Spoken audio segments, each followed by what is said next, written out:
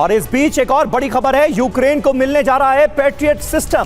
Germany से मिलेगा patriot system, air defence system है पैट्रियट। यूक्रेन को अमेरिका से भी पैट्रियट सिस्टम मिले हैं।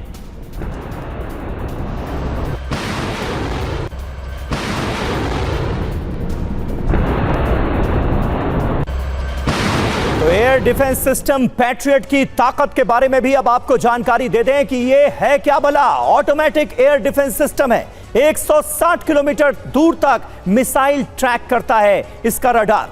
9 सेकंड में मिसाइल लॉन्चर रेडी हो जाता है, सिर्फ 9 सेकंड में।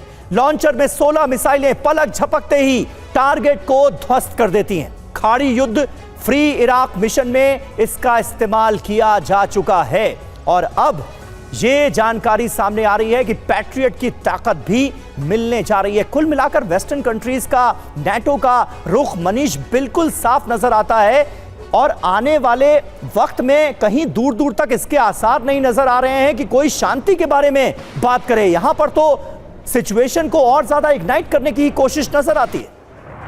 बिल्कुल सही कहा आपने। देखिए, इस वक्त शांति की तो कोई बात कर ही नहीं रहा है और सबसे बड़ी बात यह है कि उस महायुद्ध की तैयारी के लिए दोनों ही पक्ष अपनी अपनी पोजीशनिंग कर रहे हैं। अब रूस का हम दिखा रहे हैं कि देखिए कैसे ये Su-57 का अब ये इस्तेमाल कर रहे हैं। अब तक अपने 2 साल के युद्ध में देखा कि वो MiG-29 या Su-30 का ही ज़्यादा इस्तेमाल करते थे, कभी कभी Su-35 का करते थे। इसी बीच में आप देखें कि रूस की तरफ से वो S-500 एयर डिफेंस सिस्टम को भी उन्होंने सेना को इस्तेमाल करने के लिए दे दिया। आखिरकार इन सब हथियारों को अब क्यों इस्तेमाल किया जा रहा है, 2 साल बाद क्यों इस्तेमाल किया जा रहा है? तो दरअसल रूस के भंडार में जो अत्याधुनिक हथियार थे उन सब को अब सीमा पर यूक्रेन के करीब लाया जा रहा है, क्योंकि उन्हें भी पता है कि कुछ चंद हफ्ते बचा है जब रूस बनाम नाटो की जंग शुरू हो जाएगी। वहीं दूसरी तरफ अमेरिका भी पोलैंड में न्यूक्लियर हथियार लेकर आ रहा है। अमेरिका भी केवल यूक्रेन के लिए नहीं, अपनी रक्षा के लिए पैट्रियट एयर डिफेंस सिस्टम को वहां पर लेकर आ रहा है, क्योंकि नाटो के साथ जंग में उसका इस्तेमाल होगा। F-16 भी वहां पर पहुंचेगा। पिछले दिनों जब ईरान ने हमला किया था मिसाइल से, तब हमने लास्ट देखा था पैट्रियट ने किस तरह इजराइल की रक्षा में मदद की थी आयरन डोम के साथ साथ उन मिसाइलों को खात्मा करने के लिए। कुल मिलाकर यह है कि रूस और नाटो दोनों तैयार है उस जंग के लिए जिसे बाकी दुनिया प्रार्थना करती है कि ना हो, लेकिन वो अवश्यम भावी सा दिखता है।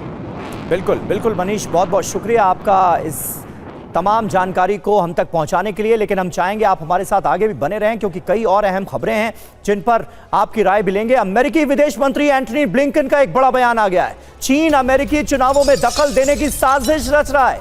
नवंबर में होने हैं अमेरिकी राष्ट्रपति के चुनाव, हमारे पास इसके सबूत हैं, ये कहा है एंटनी ब्लिंकन ने। चीन अमेरिकी चुनावों में दखल दे सकता है, इसके आसार सीधे तौर पर एंटनी ब्लिंकन की तरफ से जताए गए।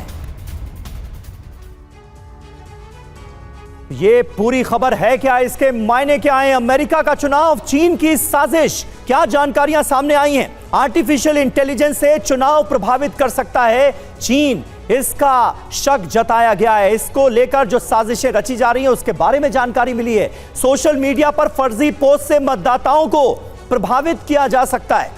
अमेरिका के चुनाव में चीन का यह प्रभाव बैलेट बॉक्स को भी प्रभावित करने की आशंका है। ये आशंका भी सीधे तौर पर जाहिर की गई है। अमेरिकी चुनाव प्रक्रिया में चीनी हैकर्स बड़ा खेल कर सकते हैं, इसके आसार, इसकी आशंका भी जताई गई है। सॉफ्टवेयर कंपनी माइक्रोसॉफ्ट ने अमेरिकी प्रशासन को भी इस बाबत अलर्ट कर दिया है। यानी यह खबर अपने आप में गंभीर नजर आ रही है। चीन का इन्वॉल्वमेंट किस तरह से अमेरिकी चुनावों को प्रभावित कर सकता है, हैरान कर देने वाली यह खबर है। और यह कहीं ना कहीं हमें यह भी बता रही है कि चीन के लोग, चीन का सिस्टम कहां घुस चुका है। मनीष, बिल्कुल, देखिए अभी सबसे दिलचस्प बात यह थी कि अमेरिका के विदेश मंत्री चीन गए थे, 3 दिन के दौरे पर थे। उस दौरान उन्होंने चीन के राष्ट्रपति से मुलाकात की, विदेश मंत्री से मुलाकात की, और अगर मैं आसान भाषा में कहूं तो एकदम डिप्लोमेटिक गाली गलौज हुआ है।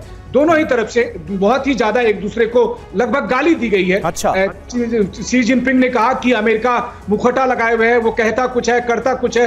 वहीं दूसरी तरफ अमेरिका के विदेश मंत्री ने खूब खरी खोटी सुनाई है चीन के राष्ट्रपति को भी, विदेश मंत्री को भी, और उन्हें कहा है कि चीन अमेरिका में किस हद तक इन्वॉल्व है, चाहे वो आर्टिफिशियल इंटेलिजेंस के जरिए या फिर दूसरे तरीके से वो कैसे अमेरिका के जो डोमेस्टिक पॉलिटिक्स है उसको प्रभावित कर रहा है, वहां पर वो ड्रग्स के कारोबार को बढ़ाने में कैसे मदद कर रहा है, और साथ ही साथ अमेरिका के दुश्मनों को कैसे हथियार से लामबंद कर रहा है। तो कुल मिलाकर देखिए, एक तरफ जहां हम रूस और नाटो की जंग देख रहे हैं, वहीं दूसरी तरफ इंडो पैसिफिक का जो तूफान का जो पानी है वो भी काफी गर्म होता जा रहा है। और इसी वजह से इस यात्रा में जो अमेरिकी विदेश मंत्री ने की है, इसके बाद एक डिसाइडिंग मोमेंट आपको दिखाई देगा अमेरिका और चीन के रिश्तों में भी। और अमेरिका को भी एहसास है कि चीन दरअसल इस ताक में बैठा हुआ है कि अमेरिका और रूस की जंग हो और सारा फायदा चीन उठाए, और अमेरिका इसलिए कोशिश में है कि किस तरह से चीन को भी उसके किए की सजा दी जा सके।